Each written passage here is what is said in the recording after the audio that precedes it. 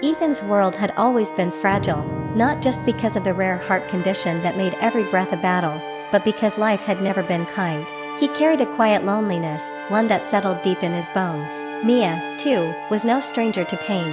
Haunted by the loss of her parents at a young age, she walked through life with a fragile spirit, afraid to trust, afraid to hope. They met on an ordinary day in a small cafe tucked away from the city's noise. Ethan was reading a worn book, his hands trembling slightly from weakness. Mia bumped into his table, spilling her coffee. Their eyes met, surprise, apology, and an unspoken understanding blossomed instantly. In each other, they found a refuge, a love that felt like a lifeline. Days passed like golden threads woven through their sorrow. They shared stolen moments beneath fading sunsets and soft laughter in the quiet corners of the world. Their hands brushed, and every touch whispered promises of togetherness. They spoke of dreams they'd never chase alone, of a future made precious because it was uncertain, but fate was unforgiving.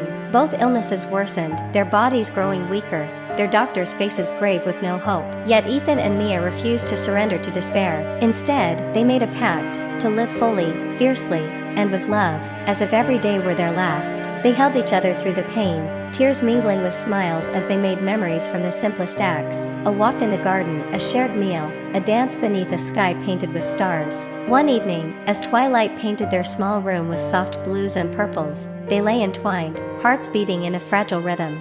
Ethan traced a finger along Mia's cheek, and she smiled through her tears. "Promise me," Ethan whispered, "that our love will never end, no matter what."